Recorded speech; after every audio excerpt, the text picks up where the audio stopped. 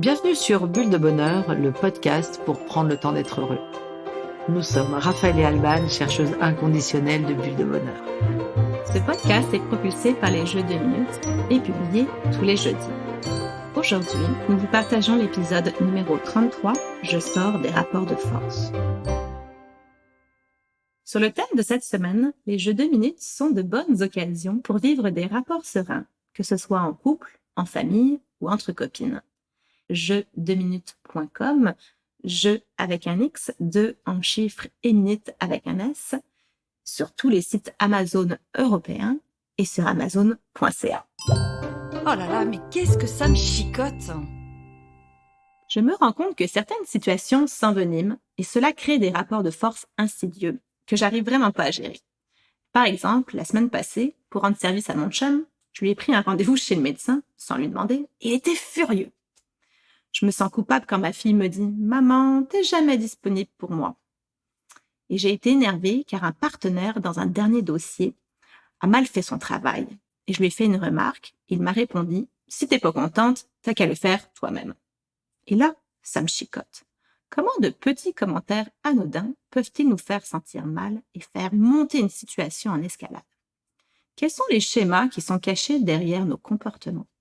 Et comment faire pour désamorcer ces conflits et surtout ne pas les répéter? Du fait que nous soyons chacun des êtres singuliers et uniques, que nous soyons porteurs de besoins propres, c'est inévitable que nous ayons des désaccords avec notre entourage. Quand on fait face à ces désaccords, c'est souvent parce qu'on cherche à défendre son territoire, on cherche à faire respecter ses besoins et ses valeurs, à même y faire adhérer les autres, même à chercher à les convaincre. Et ainsi, il y a toujours un besoin d'ajustement qui s'annonce et la tendance est de rentrer dans ces rapports de force au lieu d'aller chercher une coopération. Ce n'est donc pas le désaccord qui est le problème, mais c'est la façon dont nous allons le gérer. Ces rapports de force sont présents dans tous les domaines, que ce soit dans le couple, avec des enfants, et ça, les enfants sont hyper forts, au travail, avec des amis, et puis même dans des rencontres ponctuelles, de personnes qui vont s'engueuler parce qu'il y en a un qui a fait une queue de poisson à l'autre ou qui lui a pris la place dans le parking du supermarché. On est aussi dans ce cadre-là. Certaines disputes sont tellement répétitives qu'on pourrait à l'avance prévoir les répliques de chacun et imaginer la fin avec une porte qui claque ou une bonne insulte ou voire même un torrent de larmes. On va prendre un exemple.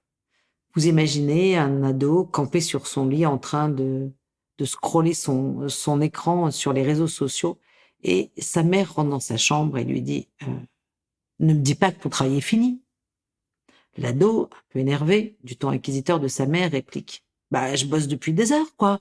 C'est comme d'hab, tu me fais pas confiance. » La mère, piquée, réplique « Ça n'a rien à voir, mais quand je vois tes notes, franchement, vraiment franchement, je doute sur le temps que tu passes à travailler. » L'ado, hyper énervé, répond « Eh bla, tu penses travail, t'as que ça à la bouche, travail. » La mère, exaspérée, lui répond « Puisque tu me parles comme ça, eh ben je te préviens, ta sortie de samedi, c'est même pas la peine d'y compter. » Et là, c'est la crise. Je vous laisse imaginer la suite. Beaucoup d'entre nous ont vécu cette situation et aussi le nombre de fois où je l'ai entendu dans les accompagnements que je peux faire. Alors dans cette histoire, mais quels sont les jeux de pouvoir qui se sont mis en place? En fait, d'une part, le parent va prendre le contrôle sur la sortie de son enfant, c'est normal. Deuxièmement, il y a un gros jeu de culpabilisation qui va se mettre en place. Le parent va culpabiliser son ado pour qu'il travaille. L'adolescent, lui, il va chercher à mettre son parent à défaut dans son rôle d'éducateur. Toutes ces implications ont été extrêmement bien décrites par un homme qui s'appelle Karpman et qui a mis au point un triangle qui s'appelle le triangle de Karpman ou le triangle dramatique. C'est un outil d'analyse transactionnelle qui a été élaboré au cours des années 60, donc par ce Steve Karpman, qui est un psychologue américain et qui est élève d'Eric Berne, qui est le fondateur de l'analyse transactionnelle. L'idée de Karpman, c'est de mettre en évidence les rôles que nous jouons dans une relation négative, dans une relation frustrante ou décourageante. En fait, selon son modèle, dans ces situations, nous avons tendance à prendre un rôle, souvent inconsciemment. Alors, quels sont ces trois rôles? Imaginez un triangle. En haut, on va mettre le rôle du persécuteur. Et puis, dans les deux pointes du bas, le rôle de la victime et le rôle du sauveur. Ces 3 rôles ne signifient pas nécessairement 3 protagonistes. En effet, 2 personnes qui interagissent l'une avec l'autre peuvent jouer ces différents rôles, les alterner, voire même les cumuler. Dans notre exemple, effectivement, l'ado, il se sent victime d'un parent persécuteur. Le parent persécuteur se sent persécuté par les notes des enfants. Et puis, l'adolescent va devenir aussi persécuteur de son parent en lui parlant de manière pas tout à fait adaptée. Ce qui est intéressant à noter, c'est qu'on sait qu'on circule dans ce triangle suivant plusieurs critères. Tout d'abord, si on obtient un résultat qui est contraire à celui que nous voulions au départ. Je pense que la mère, c'est pas ce qu'elle souhaitait lorsqu'elle abordait la question avec son fils. Ensuite, quand on a la sensation d'avoir dépensé de l'énergie à un échange qui a été extrêmement peu productif. Après s'être engueulée avec son enfant, la mère, dans quel état est-elle ? A-t-elle pas l'impression, ou même comme l'enfant, d'avoir dépensé du temps pour pas grand-chose ? Ensuite, l'impression de s'être fait avoir. L'adolescent, on peut l'imaginer, il s'est fait sucrer sa sortie du samedi soir. Et puis, quand c'est un sujet qui revient toujours sur le tapis, je mets un accent sur le mot toujours. C'est-à-dire quelque chose qui se reproduit, comme quand on dit le jeune en disant blablabla, bla, bla, travail, blablabla. Bla, bla. C'est toujours ce que tu parles, travail, travail, travail. Alors, ce qui est intéressant, c'est de prendre conscience des rôles que nous jouons et de comprendre comment nous y participons, souvent un peu malgré nous, à ce triangle dramatique. Parce que il faut bien imaginer qu'un persécuteur, il ne peut pas exister sans victime, par exemple. C'est aussi un moyen extrêmement efficace pour nous aider à sortir de ces rôles qui sont souvent épuisants et destructeurs. Alors, analysons chacun de ces rôles un petit peu plus en détail. Si nous commençons par le persécuteur, on l'appelle de temps en temps même le bourreau. C'est celui qui dit « Toi, de toute façon, tu ne sais pas, je sais mieux que toi.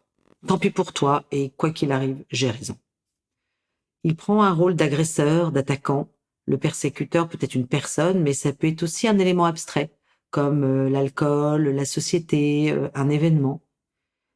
Il est aussi généralement souvent perçu comme négatif et pourtant dans certaines situations, il peut être reconnu comme innovateur, initiateur, leader, voire même une source salutaire de remise en question.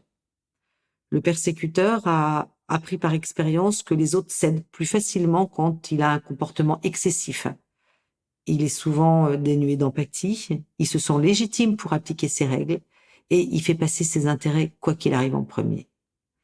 Ce rôle de persécuteur permet de libérer une certaine forme d'agressivité et ça peut arriver, malgré tout, très souvent, ça masque un manque d'estime de soi.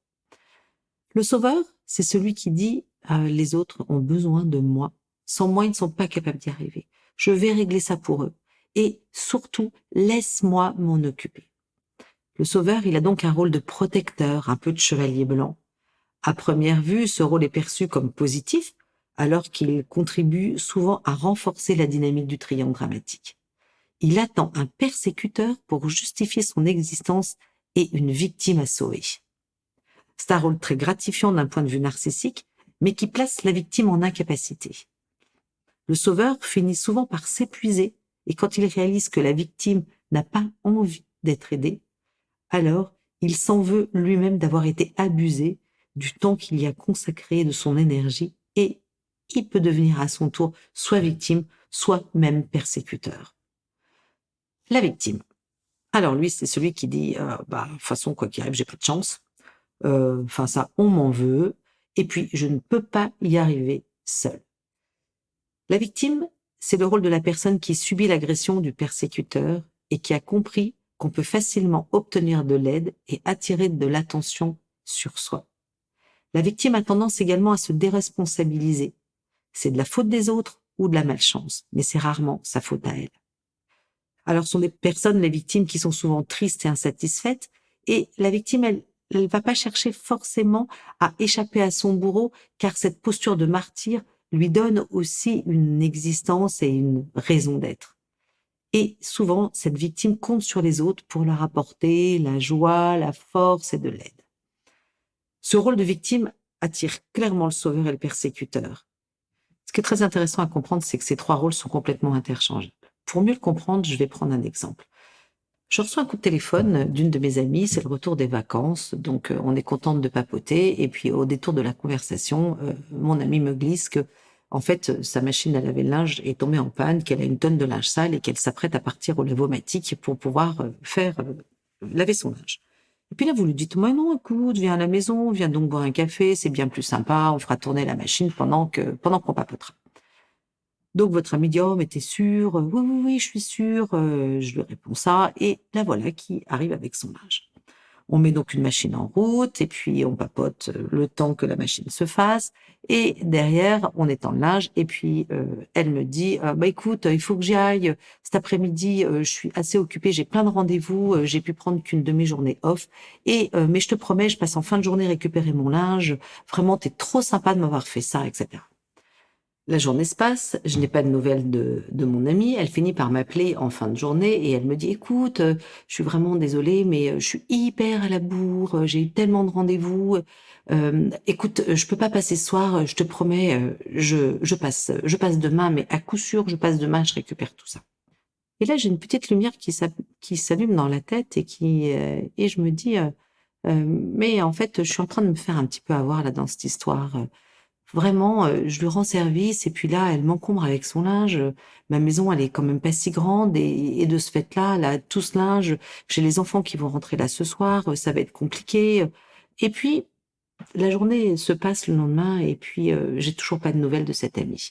Là, la moutarde commence vraiment à me monter au nez et quand, elle m'appelle pour me dire qu'elle est toujours à la bourre, là, je m'énerve et je lui dis: «Écoute, tu vraiment gonflée. Vraiment, tu m'embarrasses avec ton linge, j'aimerais vraiment que tu le récupères». Et là, elle me répond: «Écoute, pourquoi est-ce que tu me dis ça? Je comprends pas pourquoi tu me parles comme ça. Vraiment, c'est quand même toi qui me l'as proposé». Si nous relions tout ça au triangle dramatique de Karpman, on se rend compte que je suis rentrée dans le triangle en tant que sauveur. J'ai voulu la sauver de elle, pauvre victime qui avait sa machine qui était cassée. Et puis là-dessus, le fait qu'elle ne vienne pas récupérer le linge, en fait, je l'ai positionnée en tant que bourreau et moi en tant que victime. Puis, quand je l'attaque en lui disant que je suis furieuse qu'elle n'ait pas récupéré son linge, moi, je me mets en tant que bourreau et elle se repositionne en tant que victime. À travers cet exemple, on se rend bien compte comment on peut tourner à l'intérieur du triangle dans une relation conflictuelle. Allez, je change de regard. Alors, comment en sortir de ce triangle dramatique? La première étape pour parvenir à en sortir pourrait être de prendre conscience de la situation et aussi du rôle que nous y jouons. C'est tout d'abord repérer l'appât qui nous a fait plonger dans le triangle. Ça peut être une réflexion, une attitude, un comportement. Mettre aussi des mots sur les comportements et sur les traits psychologiques qui sont propres à chacun des rôles, ça va nous permettre d'analyser les stratagèmes de chacun. Ces stratagèmes que nous mettons en place et qui nous maintiennent un peu enfermés dans cette dynamique relationnelle. C'est de temps en temps assez difficile, car en fait, chacun va tirer aussi profit de son rôle. Et la peur de perdre cette place peut aussi nous empêcher de vouloir changer. Une autre piste, ça va être aussi de passer du temps pour passer du rôle d'acteur à celui d'observateur. Prendre un petit peu de la hauteur pour regarder qu'est-ce qui se joue dans ce triangle pour, une fois que c'est compris, revenir en tant qu'acteur, mais acteur de changement et parce que je serai à ce moment-là capable d'agir différemment et de satisfaire mes besoins avec d'autres moyens. Alors, comment sortir de ce rôle? Si je me rends compte que je joue le rôle de la victime, il pourrait être nécessaire que je me concentre sur mes capacités, sur ce que je suis capable de faire, sur mes talents. On en a parlé dans un podcast. Je peux rechercher dans mes expériences passées ce que j'ai été capable de faire pour me défendre, pour me faire respecter, tout ce que j'ai réussi à faire seule. Je vais pouvoir identifier mes forces, ce qui va m'aider à les mobiliser pour les utiliser et arrêter d'attendre que la solution vienne des autres. Bien sûr, je peux avoir besoin d'aide extérieure pour un point précis, mais avoir besoin d'aide, cependant, c'est à moi de l'identifier et d'en faire la demande. C'est important de prendre conscience que dans une relation, chacun est responsable de son bout de la relation et que rejeter la faute sur l'extérieur, finalement, est un leurre. Alors, si je suis sauveur, je peux prendre conscience que la victime m'en demandera toujours plus et que je suis en train de me vider de mon énergie. C'est important donc de faire preuve d'une certaine forme de vigilance et de veiller à ce que mon aide réponde à une réelle demande. Il est important également que j'ai le souci de laisser la victime autonome et responsable. Par exemple, l'inviter à trouver des outils elle-même qui vont lui permettre de se sortir par elle-même de la situation. Ça peut être une thérapie, de l'aide sociale, des associations, etc. Je dois accepter que je ne peux pas sauver le monde et que mon besoin d'être aimé et d'aider peut être satisfait différemment. Ensuite, lorsque j'agis en tant que persécuteur, voire même bourreau, l'important, c'est d'appréhender à gérer autrement mon agressivité et ma colère. C'est essentiel que je modifie mon code de communication pour m'adresser aux autres, que j'arrive à avoir un ton moins autoritaire et moins critique. Ça peut être véritablement utile que je me demande de quoi je me cache en endossant ce costume de persécuteur. Les bienfaits de cette compréhension de ce triangle sont multiples. Ça va vous permettre de mieux vous connaître, de mieux connaître les gens de votre entourage et de faire grandir la relation et également d'arriver à trouver des solutions dans la coopération aux problèmes que vous pouvez rencontrer. Et hop, je me lance. Si je résume, 1. La confrontation, les désaccords entre les personnes sont inhérents à notre nature humaine. 2. Quand le conflit devient destructeur, comprendre nos rôles, victime, sauveur et persécuteur, à travers le triangle de Karpman, est une clé pour sortir de ce jeu psychologique néfaste. Et 3. Quitter notre rôle, faire le miroir, clarifier nos propos, peuvent être des idées pour sortir du triangle. À vous de jouer, chers auditeurs, 2 minutes pour identifier une situation où vous vous sentez bloqué, mal à l'aise, coupable ou encore en colère. Regardez cette situation à travers le triangle de Karpman pour identifier les rôles de chacun et choisir ce que vous allez mettre en place pour provoquer un changement. Avec Bulle de Bonheur, prenez le temps d'être heureux. Merci pour votre écoute. Si vous avez aimé, dites-le nous avec 5 étoiles. Laissez vos commentaires et envoyez des bulles de bonheur à vos amis en partageant ce podcast. Inscrivez-vous à la newsletter en allant sur notre site jeuxdeminutes.com, GUX, 2 en chiffres, minutes avec un S, pour être notifié des prochains épisodes. Bulle de Bonheur est propulsé par les jeux 2 minutes, 52 cartes pour prendre le temps d'être heureux.